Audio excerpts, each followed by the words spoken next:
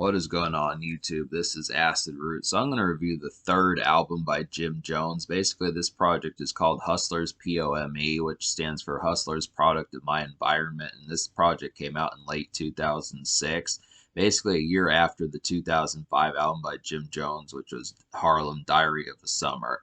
Now, I reviewed that back in March, and then in like April, I reviewed Jim Jones's 2008 project, Harlem's American Gangster, which was the follow up to this project. Now, this is a particularly large project by Jim Jones just because of the hit single We Fly High, which became a pretty huge meme song. Got Jim Jones's biggest hit, and even to this day, it's his largest song. It was just a complete smash, just took over, was all over radio. It's just, the ballin', that type of energy was just the whole concept that just continued to happen throughout a good course of like the next year and a half. Yeah, I mean, Jim Jones really capitalized on like the rock star kind of mentality and the rock kind of look, and he was a part of Dipset, which didn't hurt, and he also kind of crafted some songs on this album that were similar to like the Dirty South type movement that was going on. Like Fat Joe was from the East Coast, and he did this also with songs like Make It Rain, but Jim Jones had a number of songs on here that felt like something off of the Carter or Rick Ross's Port of Miami, or like a T.I. album or a Young Jeezy album or something like that. It's just kind of an East Coast down South album, if you get that. This is kind of the context about it. But this is definitely a great album by Jim Jones. It's not a full-blown classic. There's a couple of blunders on here, but I do feel like it's a pretty excellent project. And definitely in terms of like when people said that hip-hop was dead, and it was because in some cases, people thought it was because of people like Jim Jones, because he was making songs for ringtone rap, where We Fly High is definitely a ringtone rap kind of song, but it continues to be a hit. It's just a very powerful song,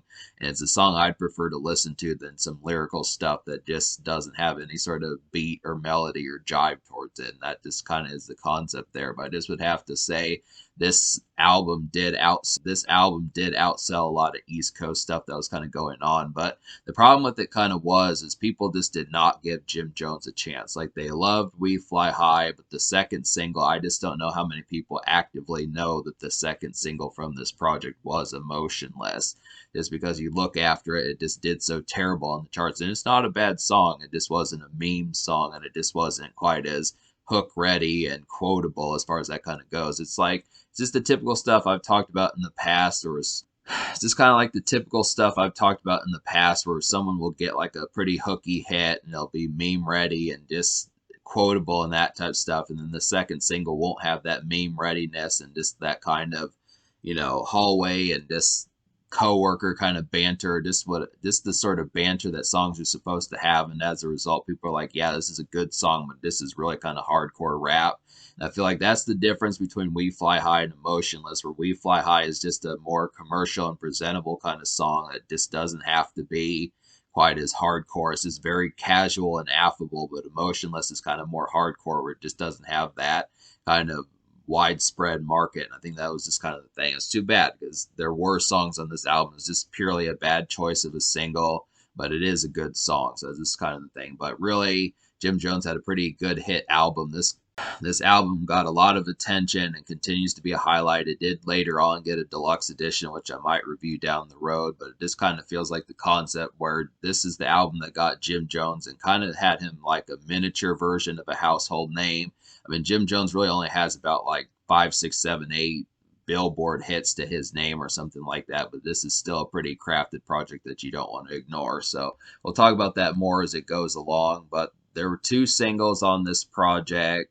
The first single was We Fly High, like I was talking about. This is a really kind of superb kind of song. This is a super flex kind of song, definitely a stunting song, has an excellent, great hook on here. It's a very pumped up kind of song, and it's just a rock solid club joint. This has a real kind of thumping kind of production, this kind of synthiness. It really feels like kind of like 80s synth in some ways in some of the verses, but then it has like this kind of slinky kind of like distortion in there that kind of makes it really good. I just like it kind of has like some sort of almost like Egyptian kind of distortion the way it kind of goes. It's just kind of very like emphatic and just exuberant. I just feel like the off the wall production really helped. I mean, probably the most catchy thing about the song is the hook and Jim Jones's kind of lazy charisma, because he knew on the song that he wasn't a lyricist, but he still managed to effortlessly kind of float through the song and be able to pull it off, which I think that was happening a lot. Fat Joe toned down his lyrics with Make It Rain. You had people like Young Dro, you had people like Young Jock, you had people like T.I. doing like Top Back and some of those type moments. So these type ringtone rap type songs were just really taking over. It's just a good example. This deserved its success, and I would still prefer to listen to this song compared to some East Coast or just lyrical stuff in cases. It's not just East Coast that's lyrical, but just more lyrical type gems, like some of the stuff that kind of goes on around that time as far as what happened. I just feel like it was just kind of a divisive kind of moment where you had folks that were just wanting the hardcore type stuff and the more lyrical stuff, and then you had the more ringtone and snap rap and just kind of more affable nightclub kind of music that just kind of had that. And this is definitely a gem for that, and this is a good proven point that that sort of sound was not a fluke, despite the fact that Jim Jones wasn't able to get multiple hits off this album or just in general. So, but it is a good song. Guarantee there's some women that'll twerk to this and just get crunk to this and get drunk to this and those type of moments. Just a good song to kind of get loose to in that sort of sense. It's a great song. The second single is Emotionless, and like I said, this is one. The second single is Emotionless, and this is a really smoky kind of night venue jam. This has that really kind of haze-filled kind of feel towards it, and it's just kind of an overall just kind of cloudy kind of song. I definitely like this one. It's a thumper. It's kind of typical for a second single. I feel like this is a good hardcore rap kind of song for folks that are just strictly rap and are really obsessed with rap and that sort of concept. It's a great highlight, and this is kind of one of the ones that, like I said, back in the day, I really questioned why this song did not do better. But I see it now just because it just doesn't have like the marketing to go from such a direct and kind of bona fide hit like We Fly High and then to just kind of center into that hardcore rap kind of territory. I feel like Jim Jones just needed another song that was kind of in the same vein. And really, Jim Jones back at the time didn't really realize that We Fly High was going to chart that high. So it's not like he could have prepared for it when he was just kind of a more off the wall and kind of secondary, tertiary kind of rapper just a year prior to that. So that was just kind of his most abrupt kind of hit. So it's not like he had the preparation for it. But I probably would have picked something like Rep in Time or Pin the Tail, Poor Wax, or Weatherman, especially with Lil Wayne. That would have been a really good single to have had. But I feel like this is a great song. Joel Santana tears this song apart. It's a good look for him and that type of stuff. But it's just too bad that this song didn't do a lot better. But it is a real kind of smoky, cloudy kind of thumper on here. I just really like the concept behind it. It's just an overall for hardcore rap and for that kind of sound. It just really has like this kind of jaded kind of feeling and just really kind of kicks ass in a lot of ways. I just like the concept behind it. But yeah, it's just purely the marketing of just saying that it probably was just a little bit too hardcore for the type altitude. But so yeah, there's 16 songs on this album, and there's 16 songs on this album, and I'm going to wind up recommending to you 11 of them. So we'll go ahead and talk about those 11 songs. So 11 songs are We Fly High, Weatherman, Pin the Tail, Rep in Time, Poor Wax, So Harlem, Emotionless, Get It Poppin', Don't Push Me Away, Bright Lights, Big City, and the intro. So talk about some of these. An immediate highlight on here is Pin the Tail with Cameron, Max B, and Joel Santana. This one has a really kind of exuberant. Pin the Tail really has an exuberant and emphatic kind of nightclub feel. It's not a typical song. It's not like We Fly High or Weatherman, that this is more kind of regular and just affable and just kind of work a day and that type of stuff in terms of the nightclub and that sort of sense. This is definitely one that you'd play maybe once or twice a week as opposed to 5 or 20 like We Fly High and Weatherman. Some of those is just kind of more of an elegant and emphatic kind of song compared to some of the ones on here. I feel like, and on top of that, it's just the fact that Cameron only shows up on this album once. I mean, really, the sheer amount of Cameron and Jim Jones songs, the sheer amount of Cameron and Jim Jones songs you get these days is just not in abundance. I just would have to kind of say and stuff that's definitely kind of a thing. But it's just kind of the concept of this is just probably one of the best beats on the album. This has a really kind of synthy and just kind of sneering kind of beat towards it. It's just very kind of, like I said, emphatic and just pretty pounding just in that sort of sense. Definitely a good song to smoke to in that sort of concept.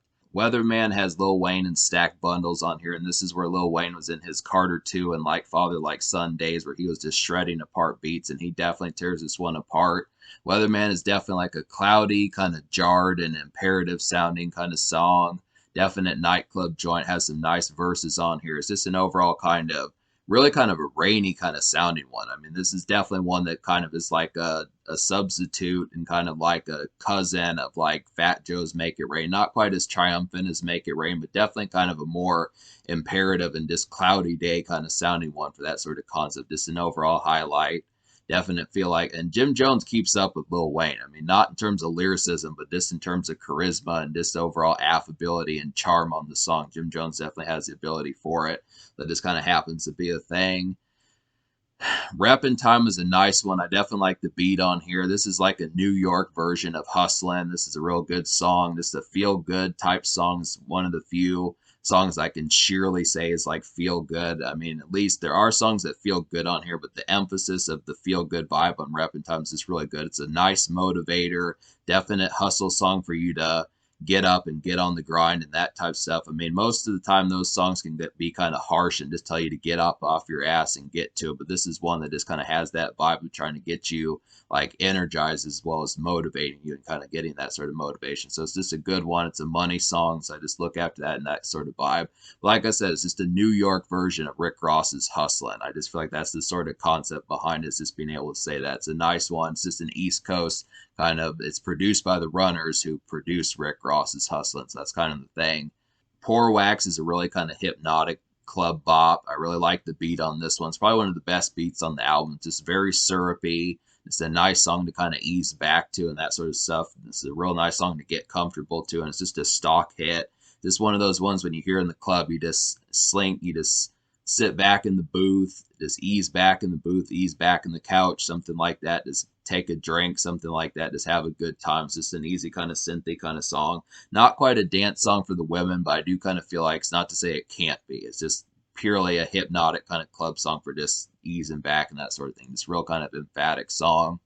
I would also say that So Harlem is another nice one. So Harlem is another nice one. This is kind of like a leery, kind of slurred out kind of city song. This has a fast life feel towards it. So Harlem is like a really kind of leery, slurred out city song. This has a fast life feel towards it. Just really feels like you're cruising through the city, that sort of bop. Just kind of, I mean, it doesn't have to be complete cruising. You can be on foot, just kind of walking around. But it's just kind of like a East Coast kind of more high tech uh, kind of new age kind of city tune, as far as like not necessarily boom bap and kind of stark productions, but this kind of has a more glitzy kind of production towards it that's pretty good. It's very slurred out and kind of, it's definitely kind of slurred out and blurred. Definitely good one for that sort of thing. Get It Poppin' has two ladies on this song. It's a nice dance and jive kind of song. Has Jaja and then Princess on here. Nice crunk song for the ladies. Nice crunk for ladies kind of song. And it's just bop-ish. I just overall feel like this is a nice one. This is like the most kind of typical kind of dance type song. I mean, there's some club songs on here, but Jim Jones doesn't have an overabundance of like dance club kind of songs. But I feel like Get It Poppin' is definitely one for the women to kind of get rowdy to and that type of stuff. So it's good to kind of have that. It's just an interesting one. And Don't Push Me Away is a really nice one. I really like this kind of one. Don't Push Me Away is a pretty big surprise of a song. I definitely like this one quite a bit. This is like an East Coast kind of morning commute kind of song. Definitely is a blue collar jam at that. And it's just a ladies cut on top of that. So it's just kind of a song. It's very soulful. This has like that kind of soul kind of feeling that like so many folks were doing in the East Coast in like the 2000s, like Ghostface Killah, those type folks that were doing that sort of vibe. It's just kind of, yeah, I would definitely say it's just for some morning commute, being in your car, just the cloudy skies where the sun's not quite out or it is kind of out, and it's just in that city landscape of going to work early in the morning, 7 a.m., that type stuff, going by Starbucks, getting like some coffee, those type moments, just in some of that context. It's really a nice blue collar jam for going to work and that sort of thing. It's kind of feel like, it's just interesting that Jim Jones kind of pumped out this song because he didn't really feel like he had to do it. It's just a nice ladies cut for that sort of context. Where most of this album is kind of a lot more fast life and litty type moments. Just interesting. I would have liked like another song or two like this, just in more of like a different sense, to kind of see if Jim Jones would have like a song about just talking about picking up some supplies, like getting some blunt wraps and that type of stuff, or getting some clothes, some of those type moments for shopping and that sort of standard stuff. Like Cameron did a song like this with his uh, I Hate My Job from Crime Pays. It's pretty similar to that kind of vibe, just more morning sound. This song Don't Push Me Away is just more morning sounding and kind of more sluggish, but I do like the concept of some of that. These are just good songs to kind of get. Bright Lights, Big City is a really kind of looming one. Bright Lights, Big City is another highlight. This is a looming city bop. This is definitely one for like the weekend and that type of stuff. Definite Thursday, Friday night kind of feel towards it. It has a very slow cruise kind of feel in the sort of context of it. It's just kind of a creeping song. That's kind of like the vibes of that. It's just there are some creeping songs on here. Like I feel like So Harlem, Bright Lights, Big City, Poor Wax. These are just some good ones that kind of have that sort of vibe. And Intro's a pretty nice one too. So Jim Jones has a lot of songs for like that kind of creeping through the city kind of lifestyle, just being in your car a bunch and kind of going through the landscape of city hopping and just kind of the sprawling kind of traverse and some of those type moments. It's very good to kind of get that kind of more nightlife kind of ousting points as far as that kind of goes. But that's just a nice one. Bright Lights, Big City is probably the most kind of probably the biggest pull-up song on here, probably the biggest one with like the most kind of introductory kind of feel your arrival kind of moments. I would definitely say as far as that kind of goes, just an overall sprawling one. And like Intro is a nice one too. Intro is a very sparkling city tune, very dramatic and thrilling. I definitely feel like this is an on the town kind of song, an out on the town kind of song. This definitely kind of has that highlighted kind of feel. It's just a very kind of almost starry eyed, but not quite. It's just kind of halfway in between starry eyed and just kind of excited and that sort of feeling as far as just going through the city and just having some good times. It's not so much an in the club kind of song as much. Like Bright Lights, Big City, and Intro are kind of more just cruising around, just appreciating the cityscape type tunes. But I do kind of feel like these are just some nice ones for like that city life, especially considering that Jim Jones is from New York. I want to say Harlem. I mean, he named his album Harlem, so I think he is from Harlem. But just to kind of say some of those aspects, there's some definite good ones. Yeah, I think that about covers like all the songs to talk about. So to talk about some of the ones I didn't enjoy, which there were just 5 songs I didn't enjoy out of 16, which was basically just Love of My Life, and then the last 4 songs at the end, which were Don't Forget About Me, I Know, My Life, and Concrete Jungle. So I feel like Love of My Life just kind of had like a beat mixture that just didn't work that well. I mean, it was kind of trying to be like a decent kind of maybe mid-tempo club bop in like the verses, but I kind of felt like the piano-esque amalgamation of it, where it's just kind of like a bipolar kind of song for relationship woes and that type stuff, just didn't quite mix quite as well. I mean, I think the beat amalgamation probably should have been better.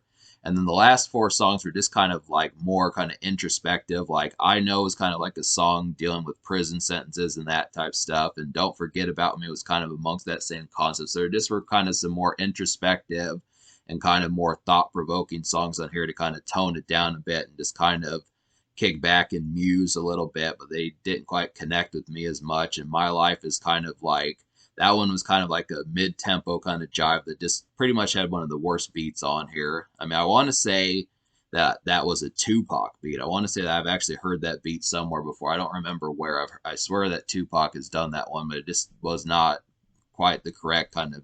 This was kind of an awkward beat. Wasn't one of the best ones.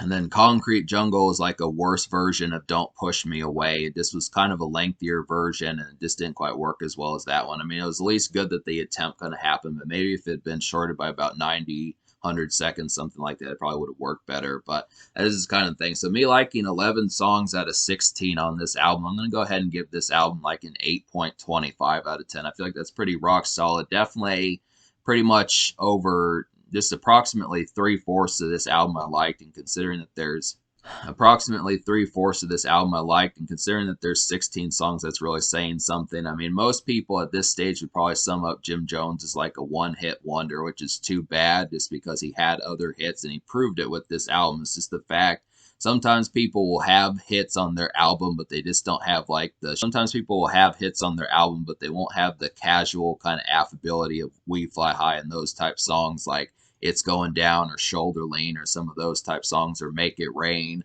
And people are looking for more kind of casual, kind of affable hits that are just kind of widespread. When they don't have it and they kind of are in the hardcore territory, it makes them seem like one hit wonders. But don't fall into that lapse or circle thinking that Jim Jones is crap and he's just a tarnished and cruddy rapper overall, because it's definitely not the case. There is some good stuff on here.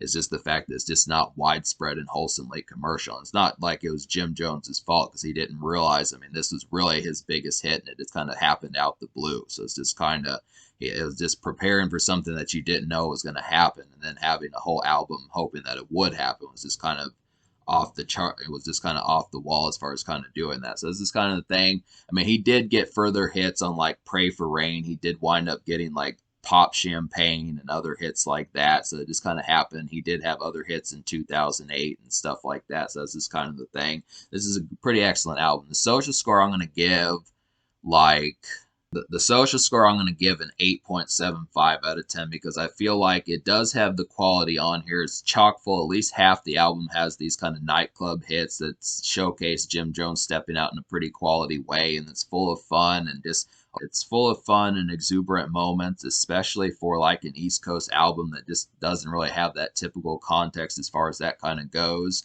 So I just would have to say it's pretty excellent to kind of get that sort of thing.